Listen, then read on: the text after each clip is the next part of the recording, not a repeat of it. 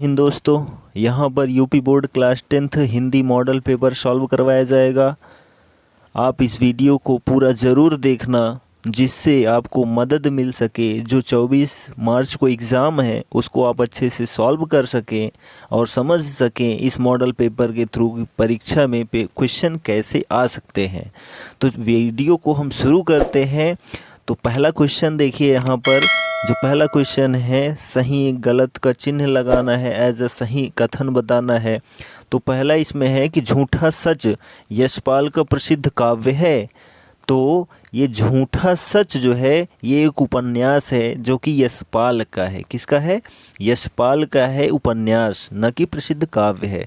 दूसरा इसमें है कि डॉक्टर नागेंद्र ख्याति प्राप्त उपन्यासकार हैं। तो नहीं, डॉक्टर नागेंद्र जो हैं वो एक आलोचक हैं। क्या हैं? आलोचक हैं। और इसमें तीसरा है कि डॉक्टर राजेंद्र प्रसाद निबंधकार थे। तो हाँ, तो डॉक्टर राजेंद्र प्रसाद एक प्रसिद्ध निबंधकार थे या हैं। उसके बाद इसमें जो चौथा क्वेश्चन है, गबन जो है वो बालकृष्ण भट्ट की रचना नहीं है, मुंशी प्रेमचंद्र की एक रचना है जो कि एक उपन्यास है। ठीक, तो इसमें जो है डॉक्टर राजेंद्र प्रसाद निबंधकार थे, यही ऑप्शन सही हो जाएगा। आगे हम बढ़ते हैं क्वेश्चन नंबर ख पहले का। तो इसमें देखिए कि एक कृति के लेखक का नाम लिखना होता है। तो साहित्यालोचन किसकी कृति है? तो जो साहित्यालोचन है वो बाबू श्याम सुंदर दास की रचना है। किसकी है? श्याम सुंदर दास की रचना है, जो कि एक आलोचना है। क्या है? आलोचना है। ठीक, उसके बाद इसमें दूसरा क्वेश्चन है, रेती के फूल। तो जो रेती के फूल है वो रामधारी सिंह दिनकर की रचना है। किसकी है? दिनकर की रचना है, जो कि एक यात्रा वृत्तांत है। क्या है? यात्रा वृत्तांत है रेती के फूल। उसके बाद इसमें तीसरा है कि हिमालय की पुकार। क्या है? हिमालय की पुकार। तो जो हिमालय की पुकार है वो जयप्रकाश भारती की रचना है। किसकी है? जयप्रकाश भारती की रचना है, जो कि एक नाटक है। क्या है? नाटक। क्या नाटक है? हिमालय की पुकार। ठीक, आगे बढ़ते हैं। तो इसमें ग नंबर है कि नदी के द्वीप। तो नदी के द्वीप किस विधा की रचना पूछ रहा है। तो किस विधा की रचना है? तो नदी के द्वीप ये एक उपन्यास है। क्या है? उपन्यास है, जिसको लिखा है अज्ञेय जी ने। किसने लिखा है? अज्ञेय जी ने लिखा है नदी के द्वीप। उसके बाद इसमें देखिए कि घ नंबर है कि आकाश द्वीप कहानी के लेखक कौन है। तो आकाश द्वीप कहानी के लेखक जयशंकर प्रसाद जी हैं। ठीक, उसके बाद इसमें है कि किसी एक जीवनीकार या जीवनी का नाम लिखना है। तो जीवनीकार का और उसकी जीवनी का भी नाम लिखना है। तो जीवनीकार की अगर हम बात करें तो विष्णु प्रभाकर जी हैं। कौन है? विष्णु प्रभाकर की जो है जीवनी है आवारा मसीहा। ठीक है, आवारा मसीहा जो है एक जीवनी रचना है। तो ये आप लिख सकते हैं, आपको 1 नंबर मिल जाएगा। उसके बाद अदर हम बात करें तो अमृत राय की कलम का सिपाही और हजारी प्रसाद द्विवेदी का गुरु नानक देव, ये सभी जीवनियाँ हैं। ठीक, आगे हम बढ़ते हैं क्वेश्चन नंबर 2 की तरफ। तो 2 क्या कह रहा है कि आधुनिक काल की 2 प्रमुख प्रवृत्तियों का उल्लेख कीजिए। तो प्रवृत्तियाँ अधिकतर आती हैं, क्वेश्चन तो कन्फर्म रहता है, और भी आ सकता है, 2 क्वेश्चन भी पूछा जाता है। ठीक है, तो आप प्रवृत्तियाँ अच्छे से पढ़ जरूर लीजिएगा। तो आधुनिक काल की अगर हम बात करें तो इसमें जो है भारतेंद्र युग के भारतेंद्र युग के पहले यानी जो आधुनिक काल है, ठीक है, वो जब शुरू होता है तो रीतिकाल के बाद शुरू होता है। तो ये जो रीतिकाल के बाद युग शुरू हुआ उसमें अधिकतर खड़ी बोली का प्रयोग हुआ। ठीक है, तो इसमें हम लिखेंगे पहला खड़ी बोली का प्रयोग, दूसरा देश प्रेम की भावना, और छंद मुक्त कविताएं होने लगी, और समाज सुधार की भी भावना इसमें थी। तो यही हम लिख देंगे, 2 लिखना ही है। उसके बाद रीतिकाल के किन्हीं 2 कवियों और उनकी रचनाओं का उल्लेख करना है। तो रीतिकाल के कवि की अगर हम बात करें तो बिहारी दास जी हैं, जिनकी रचना है बिहारी सतसई। क्या है? बिहारी सतसई है। किसकी? बिहारी दास की। ठीक है, और हम केशव दास की बात करें तो रामचंद्रिका, कवि प्रिया, इनकी ये रचना हो गई।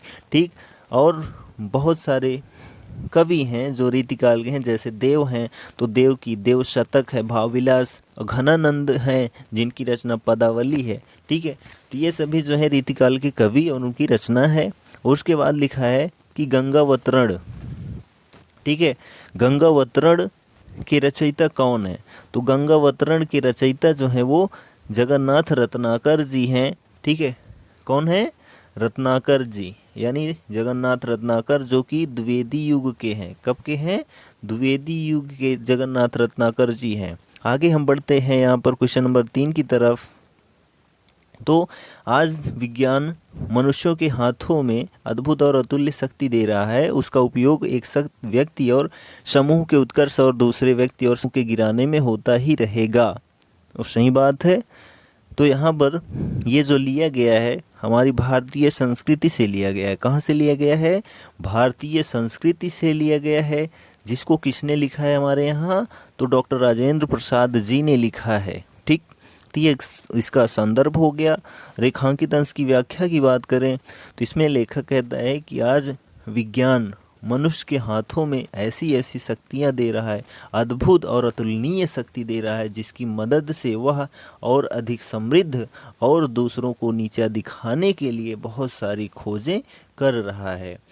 इसलिए इसमें हम अपने भावना को अगर जागृत करते हैं तो उसको जागृत रखने के लिए हमारे पास साधन भी होना चाहिए। तो ये विज्ञान ही है जो हमको साधन संपन्न बना रहा है। ठीक है, तो ऐसे हम लिख देंगे।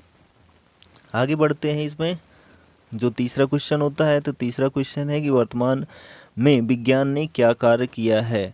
तो वर्तमान में विज्ञान ने अद्भुत और अतुलनीय काम किया है। ठीक है, अद्भुत और अतुलनीय का मतलब यहाँ पर अद्भुत और अतुलनीय शक्तियाँ जो है वो मानव को प्रदान कर रहा है। क्या? विज्ञान।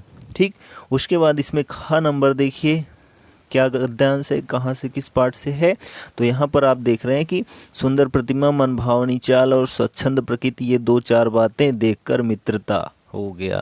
तो यहाँ पर ये मित्रता पाठ से लिया गया है, जिसको जो है रामचंद्र शुक्ल जी ने लिखा है। ठीक, ये संदर्भ हो गया। और उसके बाद जो है कि इसकी दूसरी जो क्वेश्चन है रेखांकित अंश की व्याख्या। तो यहाँ पर जो लेखक है वो कहता है कि मित्र केवल ऐसे ही नहीं कहते जिसके गुणों की तो हम प्रशंसा करें, यानी ऐसे मित्र ही जरूरी नहीं है कि जिनके हम गुणों की प्रशंसा करें और उनसे हम प्यार करें, यानी उनसे लगाव रखें, ऐसा संभव नहीं है। कभी कभी इसका विपरीत भी होता है, जिससे हमें अपने छोटे मोटे काम निकालते जाएं पर भीतर ही भीतर उनसे घृणा करते रहें, यानी अपनी ज़रूरत के हिसाब से अपने काम करवाते जाएं, लेकिन उनसे जो है किसी भी प्रकार की आशा या उनसे किसी भी प्रकार का लगाव न रखें। तो ऐसे मित्र सच्चे पथ प्रदर्शक के समान नहीं होंगे। और जो सच्चे मित्र होंगे वो पथ प्रदर्शक के समान होने चाहिए, जिस पर हम पूरा विश्वास कर सके, यानी किसी भी प्रकार की कठिनाइयों में वो साथ न छोड़ें। भाई के समान होने चाहिए, जिससे हम अपना प्रीति पात्र बना सके, यानी अपने सुख दुख का बंटवारा कर सकें। ठीक है, उसके बाद इसमें तीसरा क्वेश्चन है कि लेखक के अनुसार, ठीक है, क्या है कि लेखक के अनुसार किसे मित्र नहीं कहा जा सकता है? तो लेखक के अनुसार उसे मित्र नहीं कहा जा सकता है जो मित्र केवल ये कहे कि गुणों की प्रशंसा करे और लेकिन उससे स्नेह न करे, जिससे अपने छोटे छोटे काम निकालते जाएं पर भीतर ही भीतर उससे घृणा करते रहें। ऐसे व्यक्ति को हम मित्र नहीं कह सकते हैं लेखक के अनुसार। उसके बाद देखिए आ जाता है कि चौथा क्वेश्चन क्या है, चरण कमल बंदो हरिराई। तो यहाँ पर जो है हम देख रहे हैं कि ये जो है पद नामक पाठ से लिया गया है, जिसको सूरसागर, सूरदास की प्रसिद्ध रचना महाकाव्य है एक प्रकार का। तो सूरदास का महाकाव्य सूरसागर के पद नामक पाठ से लिया गया है ये पद्यांश। तो इसका संदर्भ हो गया। और उसके बाद अगर हम व्याख्या की बात करें तो चरण कमल बंदो हरिराई। तो यहाँ पर जो है श्री कृष्ण के परम भक्त, श्री कृष्ण के उपासक सूरदास जी श्री कृष्ण के चरण कमल बंदो हरिराई, चरण रूपी कमल की वंदना करते हुए कहते हैं कि जाकी कृपा पंगु गिरि लंघे, कि मैं आपके चरणों की वंदना करते हुए कहता हूँ कि जो आपके चरण हैं वो कमल के समान बहुत सुंदर हैं, कोमल हैं, इसकी महिमा अपरंपार है। जाकी कृपा पंगु गिरि लंघे, जिनकी कृपा से लंगड़ा व्यक्ति भी पर्वतों को लांघ सकता है यानी जंप कर सकता है। अंधे को सब कुछ दर्शाई, और अंधे व्यक्ति को सब कुछ दिखाई देने लगता है। बहिरव सुने, और जो बहिर होता है, बधिर होता है, वो सब कुछ सुनने लगता है। गूंगे पुनि बोलें, और जो गूंगा होता है यानी मूक होता है, जो बोल नहीं सकता है, वह फिर से बोलने लगता है। रंक चले सिर छत्र धराई, और जो रंक होता है यानी फकीर होता है, वो अपने सर पर छत्र धारण करके यानी मुकुट धारण करके चलने लगता है। सूरदास स्वामी करुणामय, बार बार बंदों तिहि पाई। सूरदास जी आगे कहते हैं कि हे प्रभु, मैं आपकी कृपा से असंभव से भी असंभव कार्य कर पाता हूँ, इसलिए मैं आपकी बार बार वंदना करता हूँ। आगे देखिए, तो इसमें जो है ये व्याख्या भी हो गई। अभी काव्य सौंदर्य तत्व की बात करें, 1 नंबर का वो भी आता है। तो यहाँ साहित्यिक व्रज का प्रयोग हुआ है, भाषा, ठीक है, मुक्तक शैली का प्रयोग हुआ है, प्रसाद गुण है, इसमें भक्ति रस है, गीतात्मक छंद है, ठीक है। और अगर इसमें जो है हम अलंकार की बात करें तो यहाँ पर चरण कमल में जो है रूपक अलंकार है, ठीक है। और यहाँ पर बार बार में अतिशयोक्ति अलंकार, पुनरावृत्ति प्रकाश अलंकार है। पुनरुक्ति प्रकाश अलंकार जिसको कहते हैं, जब 2 शब्द जो हैं बार बार रिपीट हो, उनका एक ही अर्थ निकलता हो वहाँ पर, ठीक है। और यहाँ पर अनुप्रास अलंकार भी है, ठीक है। चलिए आगे हम बढ़ते हैं। तो यहाँ पर जो अनुप्रास अलंकार है, जैसे सूरदास स्वामी, ठीक है, यहाँ पर सासा की आवृत्ति है, इसलिए यहाँ अनुप्रास अलंकार है। आगे हम बढ़ते हैं। नेक्स्ट जो इसमें पद्यांश है उसकी हम देख लेते हैं व्याख्या। तो यहाँ पर जो पद्यांश दिया गया है, ठीक है, वो रेखा, क्या लिखा है कि रेखा, विषुवत रेखा का वासी जो जीता है नित हाँफ हाँफ कर, विषुवत रेखा का वासी जो, ठीक है। तो यहाँ पर जो ये पद्यांश लिया गया है वो जो है स्वदेश प्रेम से लिया गया है। कैसे पहचाना गया? मातृभूमि भी आया, प्राण न्योछावर भी आया, ठीक है। तो इस माध्यम से हम पहचान सकते हैं कि ये स्वदेश प्रेम से लिया गया है। जिसको किसने लिखा है? तो जिसको जो है हमारे, किसने लिखा है? तो हमारे जो हैं राम नरेश त्रिपाठी ने लिखा है। किसने लिखा है? राम नरेश त्रिपाठी ने लिखा है, जो इनके स्वप्न पाठ से लिया गया है, ठीक है। इनकी एक रचना है स्वप्न, उसी से लिया गया है स्वदेश प्रेम, जो कि राम नरेश त्रिपाठी की रचना है। तो यहाँ पर हम इसकी व्याख्या देख लेते हैं। तो विषुवत रेखा का वासी जो जीता है नित हाँफ हाँफ कर, तो यहाँ पर जो है कवि त्रिपाठी जी कहते हैं अपने शब्दों में कि अपने देश से असीम प्रेम की करने की प्रेरणा देते हुए ये कहते हैं कि विषुवत रेखा का वासी, जो विषुवत रेखा वह भूभाग है जहाँ पर बहुत ज़्यादा गर्मी पड़ती है, जीता है नित हाँफ हाँफ कर, फिर भी वह अपनी धरती पर वहीं हाँफ हाँफ कर यानी परेशान होकर भी अपना जीवन व्यतीत करता है, रखता है अनुराग अलौकिक, वह भी अपनी मातृभूमि पर, वह अपनी मातृभूमि पर यानी वह जहाँ रहता है वहाँ पर अपने प्रेम को बिछाए रखता है, यानी उसको छोड़ने की उसकी इच्छा नहीं कहती है। वह भी अपनी मातृभूमि पर, वह अपनी मातृभूमि पर सदैव रहता है, यानी कोई भी कष्ट पड़ जाए फिर भी अपनी मातृभूमि को ही वो प्यार करता है, यानी लगाव रखता है। आगे देखिए, ध्रुववासी जो हिम में तन में, और ध्रुवों पर जो यानी एकदम किनारे पर रहने वाले व्यक्ति होते हैं, वह भी बहुत अधिक जो है बर्फ पड़ने के बावजूद भी जी लेता है कांप कांप कर। वह अपने जीवन को ठंड के मारे कांप कांप कर व्यतीत कर लेता है।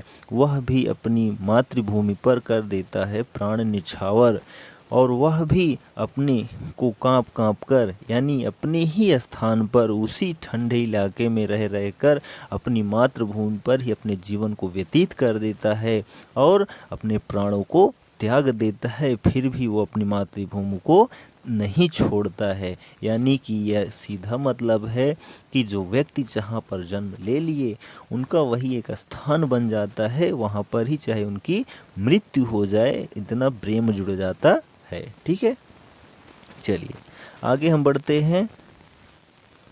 तो यहाँ पर देखिए इसका अगर हम काव्यगत सौंदर्य की बात करें तो इस पाठ के, तो यहाँ पर जो है खड़ी बोली का प्रयोग हुआ है, ठीक, भावात्मक शैली है, ओज गुण है, वीर रस है, और यहाँ पर मात्रिक छंद का प्रयोग हुआ है। और यहाँ पर जो है कौन सा अलंकार है, तो यहाँ पर हम देख रहे हैं पुनरुक्ति प्रकाश अलंकार, हाँफ हाँफ कर, ठीक है, और यहाँ कांप कांप कर, ठीक। और यहाँ पर अगर हम अलंकार की बात करें तो यहाँ पर अनुप्रास अलंकार भी है, ठीक है। तो अनुप्रास अलंकार जैसे कि अनुराग अलौकिक आ, ठीक है। तो इसमें अनुप्रास अलंकार हम आगे बढ़ते हैं, यहाँ पर जीवन परिचय आ जाता है। तो जीवन परिचय जो है 3 में से 1 करना होता है, बहुत आसान आएगा, टेंशन आप मत लीजिएगा, थोड़ा ध्यान से पढ़िएगा तो आप आसानी से कर पाएंगे। तो यहाँ पर हम अगर डॉक्टर जयशंकर प्रसाद की बात करें, ठीक है, जयशंकर प्रसाद का तो 1889 में कब हुआ था, 1889 या कहीं कहीं 90 में मिल जाता है, काशी में हुआ था, ठीक है। और इनकी 1937 में मृत्यु हो गई थी। इनके पिता का नाम देवी प्रसाद साहू था, ठीक है, और इनके भाई का नाम शंभु रत्न था, ठीक। जयशंकर प्रसाद को टीबी हो गई थी। और रचना की हम बात करें कामायनी, ठीक है, बहुत प्रसिद्ध रचना है। और इसमें दूसरा जो ऑप्शन है वो है डॉक्टर राजेंद्र प्रसाद का। तो डॉक्टर राजेंद्र प्रसाद का जो जन्म हुआ था वो 1884 में हुआ था। कब हुआ था, 1884 में, ठीक है। और इनकी मृत्यु जो हुई थी वो हुई थी 1963 में। कब हुई थी, 1963 ईस्वी में। और इनका जो जन्म हुआ था वो बिहार के छपरा जिले के जीरादेई नामक स्थान पर हुआ था। और इनके पिता का नाम महादेव सहाय था, ठीक है। इन्होंने उच्च शिक्षा में MA LLB भी किया था। और इनकी रचना की अगर हम बात करें तो मेरी यूरोप यात्रा, गांधी जी की देन, ठीक। और ये पहले राष्ट्रपति भी थे, ठीक। और इसमें देखिए भगवत शरण उपाध्याय, तो जो भगवत शरण उपाध्याय हैं इनका जन्म जो है वो 1910 में हुआ था। कब हुआ था, 1910 में हुआ था। और इनकी जो मृत्यु हुई थी 1982 ईस्वी में हुई थी। और इनका जो जन्म हुआ था वो बलिया जिले के उजियारपुर नामक गांव में हुआ था। और इन्होंने उच्च शिक्षा के रूप में MA किया था। और इनकी हम रचना की अगर बात करें तो ठूठा आम, साहित्य और कला, ठीक है। आगे हम बढ़ते हैं कवि के ऊपर। तो कवि 3 में से 1 करना होता है, 3 नंबर मिल जाता है, ठीक। सूरदास, तो सूरदास का जो जन्म जो है वो 1478 ईस्वी में हुआ था, ठीक है। कहाँ हुआ था, रुनकता नामक स्थान पर। और 1583 ईस्वी में, ठीक है, 1583 ईस्वी में इनका पारसौली में इनका निधन हो गया था। और इनके अगर हम पिता की बात करें तो इनके पिता का नाम जो है वो पंडित रामदास सारस्वत था, ठीक है। रचना की बात करें तो सूरसागर, सूरसारावली, बहुत सारी प्रसिद्ध रचनाएं हैं, ठीक। और इसमें दूसरा जो है वो सुमित्रा नंदन पंत जी हैं। कौन है, सुमित्रा नंदन पंत। तो इनका जन्म जो है वो 1900 ईस्वी में हुआ था। कब हुआ था, 1900 ईस्वी में हुआ था। और इनकी 1977 ईस्वी में मृत्यु हो गई थी, ठीक। और इनका जो जन्म हुआ था वो अल्मोड़ा में हुआ था, और अल्मोड़ा कौशानी गांव में, ठीक है। पिता का नाम इनके पंडित गंगादत्त था। और इनकी हम रचना की बात करें तो चिदम्बरा लोकायतन, ठीक है, चिदम्बरा पर ज्ञानपीठ पुरस्कार इनको मिला था। आगे हम बढ़ते हैं तो यहाँ पर माखनलाल चतुर्वेदी जी आ जाते हैं। तो माखनलाल चतुर्वेदी का जीवन परिचय की बात करें तो 1889 ईस्वी में इनका जन्म हुआ था। और 1968 ईस्वी में इनकी मृत्यु हो गई थी। जबकि इनका जो जन्म हुआ था मध्य प्रदेश के बावई नामक गांव में हुआ था, ठीक। इनके पिता का नाम नंदलाल चतुर्वेदी था। और इनकी रचना की अगर बात करें तो हिम तरंगिणी, हिम किरीटनी, ठीक है, ये सारी रचनाएं हैं इनकी, ठीक। आगे हम बढ़ते हैं तो यहाँ पर हमारा ऑप्शन आ जाता है नेक्स्ट क्वेश्चन जो है वो है संस्कृत खंड से आ जाता है। तो संस्कृत खंड में देखिए एक गद्यांश रहता है, एक श्लोक रहता है। तो दोनों में से 1 करना होता है, वैसे ज़्यादा हार्ड नहीं होता है, ठीक है। तो यहाँ पर आप देखिए कि ये एषा नगरी भारतीय संस्कृत भाषायाः केंद्र स्थलम अस्ति। तो ये अगर हम बात करें किस पाठ से लिया गया है तो ये जो है वाराणसी से लिया गया है। किससे लिया गया है, वाराणसी से लिया गया है। आप पढ़े होंगे तो आप सच में जान लेंगे कि हाँ ये किस पार्ट का है। क्योंकि यहाँ पर आप देख रहे हैं दारा शिकोह का नाम आ गया, ठीक है। तो कोई पढ़ने कहाँ जाएगा, कोई स्थान ही रहेगा तभी जाएगा। ठीक है, तो यहाँ पर जो है वाराणसी पाठ से लिया गया। व्याख्या की अगर हम बात करें, तेसा नगरी भारतीय संस्कृति संस्कृत भाषायास केंद्रम अस्लम अस्ति। यह नगरी भारतीय संस्कृत भाषा का केंद्र स्थल है। ठीक, इत एव संस्कृत वाङ्मय संस्कृतश्च आलोकम सर्वत्र प्रसिद्धः। यहीं से संस्कृत साहित्य और संस्कृत का प्रकाश सभी जगह फैलता है या फैला है। मुगल युवराजा दाराशिकोह अत्रागत्य भारतीय दर्शन शास्त्राणाम अध्ययनम अकरोत्। मुगल युवराज दाराशिकोह यहीं आए थे और भारतीय दर्शन शास्त्रों का अध्ययन करके गए थे। ठीक, आगे सह तेषां ज्ञानेन तथा प्रभावितः अभवत्। वे यहाँ के ज्ञान से बहुत प्रभावित हुए और यत तेन उपनिषदाम अनुवादा पारसी भाषायाम कारितः। और उन्होंने उपनिषदों का अनुवाद जो है वो फारसी भाषा में करवाया। तो ये इसका अनुवाद था। टोटल 4 नंबर मिलेगा। या फिर अथवा करके दिया गया है कि उत्तरम यत समुद्रस्य हिमाद्रश्चैव दक्षिणम वर्षम तद भारतम नाम भारती यत्र संततिः। तो ये जो है वीरः वीरेण पूज्यते से लिया गया है श्लोक है। हमने इम्पोर्टेंट श्लोक बताया, आप वहाँ पर देख सकते हैं वीडियो में। ठीक है, हमारे प्लेलिस्ट में है। तो यहाँ पर उत्तरम यत समुद्रस्य, जिसके समुद्र के उत्तर में, हिमाद्रश्चैव दक्षिणम और हिमालय के दक्षिण में, वर्षम तद भारतम नाम भारतवर्ष नाम का देश है, भारतीय यत्र संतति और वहाँ की संतान, यहाँ की संतान भारतीय हैं। ठीक है, ये इसकी व्याख्या हो गई। और यहाँ पर 2 नंबर का श्लोक आता है। तो हम श्लोक की अगर बात करें तो सर्वे भवन्तु सुखिनः सर्वे सन्तु निरामयाः सर्वे भद्राणि पश्यन्तु मा कश्चित् दुर्भाग भवेत्। या फिर मरणं मंगलम यत्र विभूतिश्च विभूषणम कौपीनम यत्र कौशेयम या सा काशी केन मीयते। ठीक है, तो ये जो है श्लोक हैं 2 नंबर मिल जाता है। उसके बाद बात आती है यहाँ पर जो है हिंदी से वो प्रश्नों के उत्तर की। तो यहाँ पर पहला क्वेश्चन है कि वीर भाव किम कथ्यते। तो वीर भाव वीरता कथ्यते।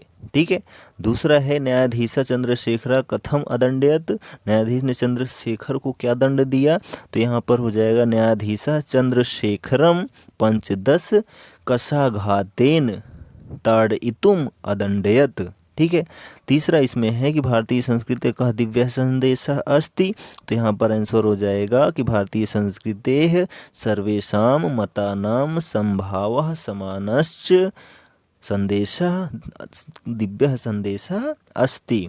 ठीक है, चौथा इसमें है कि वाराणसी कस्या भाषायाः केंद्रम अस्ति। तो यहाँ उत्तर हो जाएगा कि वाराणसी भारतीय संस्कृतेः संस्कृत भाषायाश्च केंद्रम अस्ति। ठीक है, चलिए आगे हम बढ़ते हैं। यहाँ पर खंडकाव्य आ जाता है। तो खंडकाव्य में अगर हम बात करें तो यहाँ पर जो है जो दूसरा क्वेश्चन है ज्योति जवाहर के खंडकाव्य से जवाहरलाल नेहरू ने। ठीक है, तो ज्योति जवाहर जो है उसको किसने लिखा है, राही जी ने लिखा है, देवी प्रसाद शुक्ल राही जी ने। तो यहाँ पर हम जवाहरलाल नेहरू का चरित्र चित्रण करते हैं तो कम से कम 3-4 हेडिंग आपको लिखना होता है, इससे ज़्यादा ज़रूरत नहीं है क्योंकि 3 नंबर का आता है।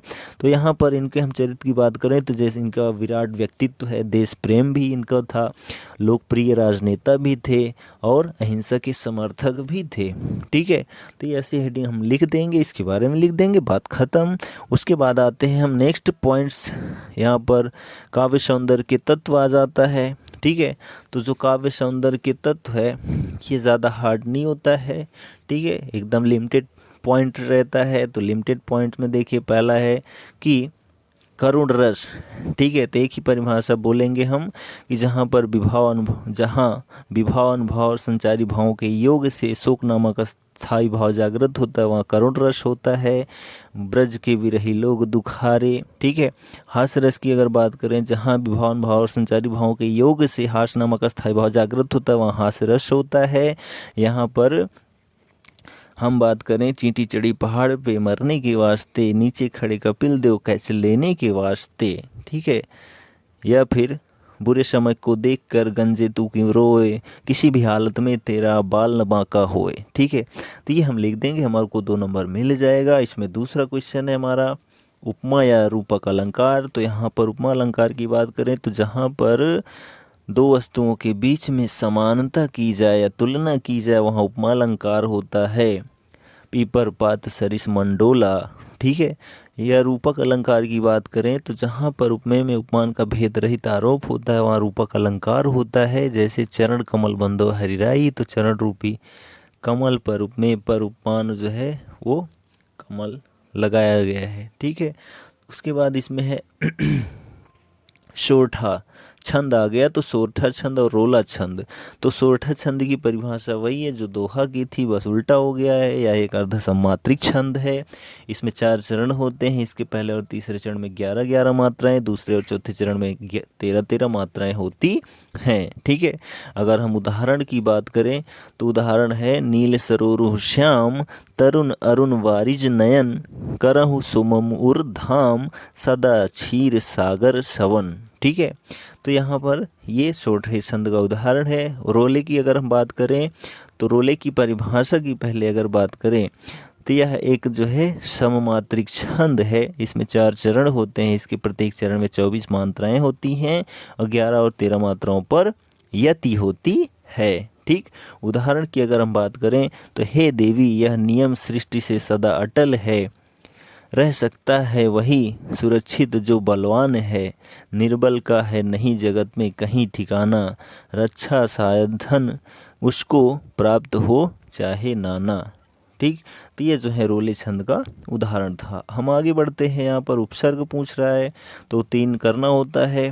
तो यहाँ अन से हम बना सकते हैं अनजान। ठीक है, और उसके बाद परि से परिवार, अभि से अभ्युदय, अति से अत्यधिक, आ से आसरा। ठीक है, या आजन्म।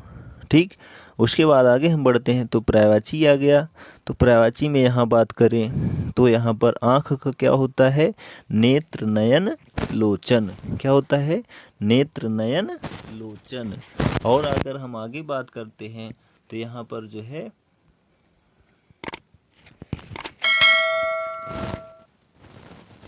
नेत्र नयन लोचन। उसके बाद कामदेव। ठीक है, तो कामदेव की अगर हम बात करें तो मदन मनोज रस रतिपति। ठीक है, तालाब की बात करें तो पुष्कर सरोवर जलाशय तड़ाग। ठीक, पत्थर की अगर बात करें तो पाषाण वज्र पाहन शिला। सर्प की बात करें तो सांप भुजंग नाग विषधर। ठीक है, आगे हम बढ़ते हैं तो यहाँ पर नेक्स्ट पॉइंट्स आता है हमारा तत्सम तद्भव। ठीक, तो यहाँ पर जो है कान का क्या होता है, कर्ण होता है। क्या होता है, कर्ण। ठीक है, आँख, आग का क्या होता है, अग्नि। क्या होता है, अग्नि। बरखा का क्या होता है, वर्षा। क्या होता है, वर्षा। ठीक है, आगे इसमें काठ है तो काठ का जो है क्या होता है, तत्सम काष्ठ होता है। ठीक, आगे हम बढ़ते हैं यहाँ पर घ नंबर। ठीक है, तो यहाँ समास विग्रह है तो राजा रंग हमने डैश वाला बताया है कि ये जो है द्वंद्व समास रहेगा, राजा और रंग। ठीक, समास विग्रह ये द्वंद्व समास। ठीक, त्रिदेव 3 देवों का समूह या समाहार द्विगु समास। ठीक है, पिता पुत्र, तो यहाँ पर पिता और पुत्र जो है इसमें कौन सा समास है, द्वंद्व समास। ठीक, तिरंगा 3 रंगों का समूह, यहाँ पर द्विगु समास है। ठीक, आगे हम बढ़ते हैं। यहाँ पर 2 प्रत्ययों को जो है एक एक शब्द लिखना है। आवट तो अमावट।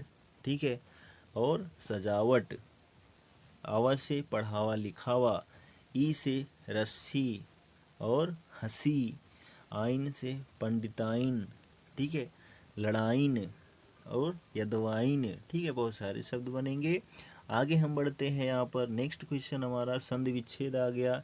तो एक ही संधि आपको पढ़नी है, आप याद रखना, यण स्वर संधि। तो आप इसको लिख देंगे तो आपको 1 नंबर मिल जाएगा। ठीक है, तो यहाँ पर पहला शब्द है कि प्रत्येकः। क्या लिखा है, प्रत्येकः।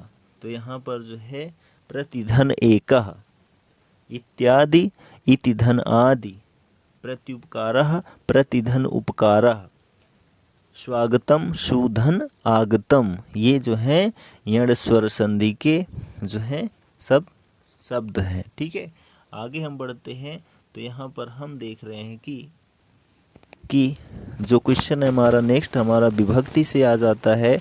तो यहाँ पर विभक्ति देखिए, तो जो विभक्ति है यहाँ पर सभी विभक्तियाँ रहती हैं, आसान आता है। हमने विभक्ति का वीडियो बनाया, वहाँ से आप देख सकते हैं। पहला है फल नदी, तो सभी में तृतीय विभक्ति का द्विवचन बताना है, 2 लिखना होता है, पहले और दूसरे का 1-1। ठीक है, तो फल का फलाभ्याम, नदी का नदीभ्याम, मति का मतिभ्याम, मधु का मधुभ्याम, बात खत्म। ठीक है, आगे हम यहाँ पर देखें तो धाल लकार पुरुष वचन एक बताना होता है, तो यहाँ पर हसत लिखा है। ठीक है, तो ये लट लकार से है, कहाँ से है?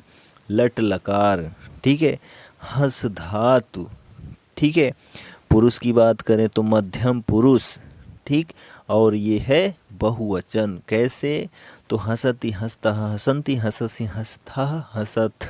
ठीक है, अपठत की बात करें तो ये है लंग लकार।